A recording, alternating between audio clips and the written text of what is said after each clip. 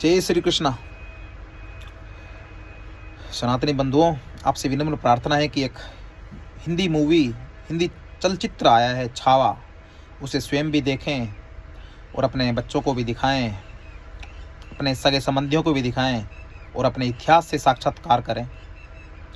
क्योंकि स्वतंत्रता के पश्चात 1947 के बाद हमें जो इतिहास पढ़ाया गया वो हमारा था ही नहीं। हमारी पुस्तकों को धूमिल कर दिया गया। जिन आक्रमणकारियों ने बाहर से आकर हमारे देश पर आक्रमण किया, हमारे सिद्धांतों को, हमारी संस्कृति को, हमारे मंदिरों को, हमारे मठों को नष्ट करने का प्रयास किया, उन्हें महान बताया गया, उनका गुणगान किया गया पुस्तकों में और हमने भी वो पढ़ा। और हमारे वीर योद्धाओं को अपमानित किया गया, उनकी महानता को विच्छेद किया गया।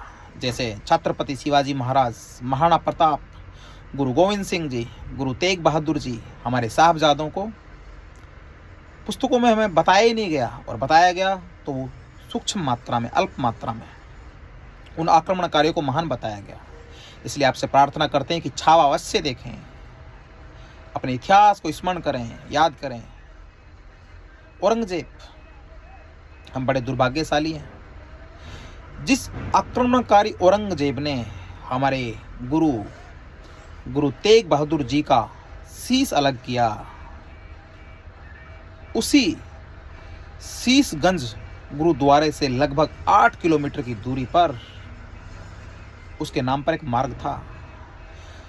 जिस औरंगजेब ने मराठाओं पर अत्याचार किया, हमारे वीर योद्धा महाराज छत्रपति शिवाजी को परेशान किया, उसी महाराष्ट्र में एक पूरा शहर उनके नाम पर था। 1 वर्ष पहले औरंगाबाद, वर्तमान में उसका नाम परिवर्तित कर दिया गया है। इसलिए सनातनी बंधुओं, आप अपने इतिहास को पढ़ें। आप वो पुस्तक ना पढ़ें जिसमें हमारे इतिहास को धूमिल कर दिया गया, नष्ट कर दिया गया है।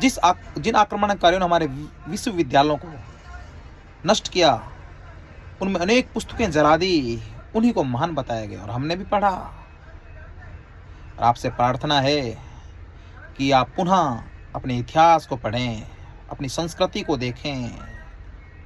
जो महान हैं उनको समझें, जो महान नहीं हैं वो दुष्ट हैं, जिन्होंने हमारे भारतवर्ष का अपमान किया, हमारी संस्कृति को नष्ट करने का प्रयास किया। बहुत कम संख्या में सनातनी जानते होंगे कि इस चराचर, इस संसार की पहली पुस्तक ऋग्वेद हमने दी, पहली कविता वाल्मीकि रामायण हमने दी, यजुर्वेद हमने दिया, शून्य का आविष्कार हमने किया, परंतु हमें यह नहीं बताया गया। केवल और केवल उन आक्रमणकारियों को महान बताया गया। इसलिए स्वयं भी शिक्षा और संस्कार ग्रहण करें और अपनी आने वाली पीढ़ी को ये सब बताएं। उन्हें इधर उधर रास्ता ना भटकाएं, उन्हें अपने इतिहास के बारे में बताएं, अपनी संस्कृति के बारे में बताएं। इससे हमारा भारतवर्ष फलेगा, फूलेगा, फलित होगा और हमारी संस्कृति भी बची रहेगी। और हमारा प्रयास है, हम जैसे नग्न प्राणी निरंतर प्रयास करते हैं, संपूर्ण भारतवर्ष में भ्रमण कर अपने सनातन धर्म का प्रचार प्रसार करते हैं निडर होकर, और आपका भी साथ चाहिए हमें। जय श्री कृष्ण।